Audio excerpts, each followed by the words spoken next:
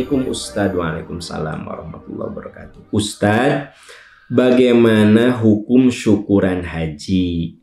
Karena saudara saya mah syukurannya setelah pulang. Sementara tetangga syukurannya sebelum berangkat haji. Mana yang benar Ustadz? Syukuran haji itu zaman Rasulullah tidak ada. Jadi ini lebih bersifat kultur. Mirip seperti mudik. Emang zaman Rasul ada mudik gitu? Nggak ada mudik. Ini kultur. Ini kearifan lokal. Salah nggak? Nggak salah. Tidak salah. Orang mudik niatnya silaturahmi. Di momen yang sama Idul Fitri. Ya kan? Sampai dari mulai presiden sampai RT turun tangan untuk supaya sukses dalam mudik. Dan ini nampaknya hanya di Indonesia. Anda yang pernah tinggal di Timur Tengah, nggak ada itu sampai macet-macetan orang pulang kampung kan gitu. Nah, jadi saya lagi membandingkan bahwa mudik itu nggak ada dalilnya. Tapi boleh nggak kita laksanakan? Boleh, itu kearifan lokal yang berbasis pada syariah. Apa syariahnya? Silaturahmi. Sekarang syukuran haji. Emang ada zaman Rasulullah syukuran haji? Nggak ada. Jadi kalau ada punya tetangga berhaji, nggak syukuran, nggak walimatus safar, jangan diomongin. Jangan, ih anehnya dia mah haji teh syukuran-syukuran acan gitu ya. Jangan diomongin, Anda yang berdosa ngomongin orang. Karena kalau syukuran haji itu kearifan lokal. Di Indonesia berhaji itu dianggap satu karunia. Dan memang benar, ya itu karunia. Sekarang ini yang mahal bukan biaya ongkos hajinya. Yang mahal itu menunggunya. Itu yang mahal. Yang berhaji tahun ini kan rata-rata nunggu 8-10 tahun untuk haji reguler. Yang haji tahun ini itu rata-rata 10 tahun. Paling cepatnya 8 tahun.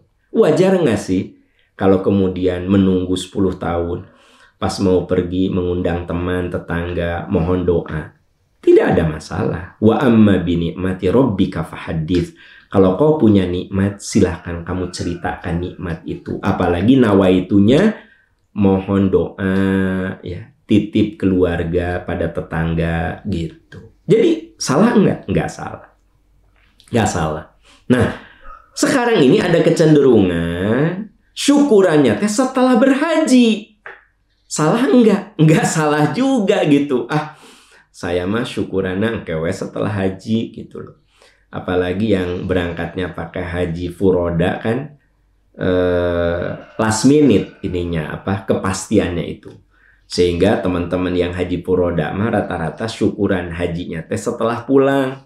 Alhamdulillah kami baru melaksanakan ibadah haji. Terima kasih doa-doanya kan mengumpulkan tetangga, teman, anak yatim, berterima kasih kepada Allah. Salah enggak? Enggak salah. Wa amma bi ni'mati rabbika fahadits. Kalau kau punya nikmat ceritakanlah. Jadi kesimpulannya, saudara-saudaraku tercinta, syukuran haji ini sifatnya urf, sifatnya budaya. Bahasa lainnya itu kearifan lokal. Ya, begitu. Anda mau syukuran haji sebelum berangkat, mangga, silahkan. Kalau nawaitunya ingin didukung dengan doa, ya, ingin menitipkan keluarga pada tetangga, itu suatu perbuatan mulia. Silahkan lakukan. Jangan niatnya karena pamer, jangan niatnya karena ria, bukan. Dan saya yakin 100%, 99% orang syukuran haji itu bukan ria, tetapi lebih karena ingin ada kekuatan doa dari teman-teman, dari sahabat, ya, dari tetangga. Silakan. Anda mau syukuran haji sebelumnya boleh. Mau syukuran haji sesudahnya juga boleh. Saya mah engkewe lah. Nanti aja deh, udah selesai, udah yakin bisa pergi gitu. Ini kan masalahnya saya haji furoda nih, ya kan gitu. Nah, akhirnya Anda begitu selesai haji, ya, Anda baru mengadakan syukuran. Salah tidak? Tidak salah. Berpahala enggak? Berpahala kalau niatnya karena Allah. Ya, wa amma bi ni'mati rabbika fahadis. Kalau kau punya nikmat, silahkan kamu ceritakan nikmat itu. Ya, karena yang namanya tasyakur bin nikmah ini bisa penyebabnya macam-macam. Bisa karena anak lulus sekolah, seneng kita mengundang teman tetangga sahabat. Selesai rumah, alhamdulillah rumah bisa selesai, pindah rumah, ya kan gitu. Atau alhamdulillah anak saya udah dihitan, kan ada syukuran hitanan gitu. Sebenarnya itu sesuatu yang sangat cair begitu ya. Cair itu maksudnya tidak kaku, mau kapanpun bisa Anda lakukan, termasuk syukuran haji ini. Ya, wallahu a'lam bissawab, wallahu a'lam bissawab. Ya, masih seputar haji. Assalamualaikum Ustadz. Waalaikumsalam. Ustadz, sebenarnya saya pulang haji nggak mau dipanggil Pak Haji, tapi kenapa teman-teman jadi manggil, saya jadi risih. Bagaimana Ustadz? Balik ke yang tadi, sebenarnya bukan satu keharusan haji itu ditempelin. Apalagi Anda nggak mau ngan babaturan. Weh teman-teman, Kang Haji, Ceh Haji. Nah, anggap saja itu doa supaya Anda bisa menjaga kemabruran. Ya, yang tidak boleh Anda merasa tersinggung. Nah, saya dipanggil haji, padahal haji saya mahal itu teh. Nah, jadi Anda ria jadinya. Orang mau manggil Pak Haji boleh, Bu Hajah boleh, ya gitu. Selama tidak ada ria di situ, dan tanamkan saya dipanggil haji supaya kelakuan saya merepresentasikan orang yang sudah berhaji. Ya kalau orang sudah berhaji itu sudah rukun Islam yang kelima. Ya, kelakuannya harus berubah, omongannya berubah, gaulnya berubah, gitu. Ya, jangan sampai gini, haji-haji mabok. Nah, kan jadi jelek kan? Dasar haji teh mabok kan gitu.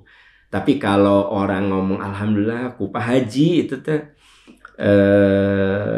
kamar mandi tempat wudhu teh jadi bagus ku Pak Haji tuh ya. Alhamdulillah kubu haji itu diganti karpet yang sudah lapuk itu kubu haji. Alhamdulillah tipe haji itu ada beasiswa untuk santri itu. Nah kan bagus kan. Jadi sebenarnya kalau Anda dipanggil haji, jadikan itu amanah supaya Anda bisa menjaga kemabruran haji. Karena teman-teman sekalian, yang paling sulit itu kan menjaga kemabruran. Wal hajjul mabrur laisa lahu jazaun ilal jannah. Tidak ada imbalan bagi haji mabrur kecuali surga. Mabrur yang mana? Yang dijaga sampai mati. Ya, ada orang yang pulang haji selama 40 hari pakai kerudung gitu. Karena katanya sedang diberkahi Allah. Sudah 40 hari kerudungnya lepas lagi. Nah, mari kita berusaha bagi teteh-teteh yang tadinya tidak berhijab, setelah haji jaga berhijab. Yang tadinya sholatnya bolong-bolong, jaga supaya sholatnya konsisten. Yang tadinya tahajudnya tidak tekun, jaga tahajudnya lebih tekun lagi. Al-hajjul mabrur laisa lahu jazaun ilal jannah. Tidak ada imbalan bagi haji mabrur kecuali surga, yaitu mabrur yang dijaga sampai mati. Dijaga sampai mati gitu. Karenanya kita berusaha kalau di Percikan Iman, pembinaan pasca haji itu merupakan bagian yang program yang kami laksanakan. Jadi baik haji reguler, haji khusus, ya, haji furoda di Percikan Iman bukan sekadar memberangkatkan haji, tapi bagaimana sepulang haji itu dibina. Alhamdulillah ya, angkatan-angkatan sebelumnya yang sudah berhaji bisa connect terus ya. Ada beberapa angkatan yang berjuang untuk membangun tempat wudhu di Masjid Peradaban, yang membangun untuk dinding depan kan gitu, yang membangun untuk taman di masjid. Nah, itu sebenarnya satu upaya supaya terjaga kemabrurannya. Jadi saya seringkali berulang-ulang, berhaji itu sulit. Lebih sulit lagi menjaga kemabruran. Berhaji itu susah loh. Susah dengan waktunya, susah dengan rezekinya. Tak semua orang dibukakan pintu rezeki. Dibukakan pintu rezeki waktunya itu loh. Nunggunya itu untuk haji reguler 20 tahun. Untuk haji khusus 7 tahun. Ya, berarti waktu kan. Nah, jadi yang mahal, haji itu mahal, susah. Yuk, jaga kemabrurannya. Itu yang paling pokok. Jaga kemabruran haji. Ya, karena haji itu amanah, kudu dijaga sampai mati kemabrurannya. Ya, semoga kita semua oleh Allah senantiasa diberi kekuatan untuk berada di jalan yang benar.